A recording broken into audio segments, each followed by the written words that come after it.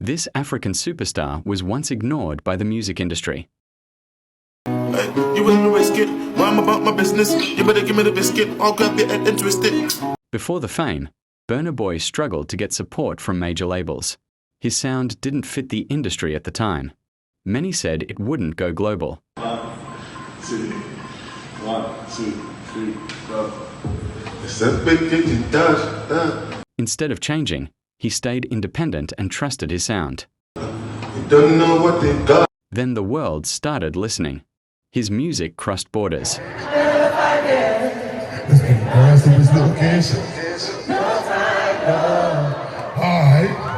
Today, Burna Boy is one of Africa's biggest music exports. Follow Beat Talk TV for real music stories.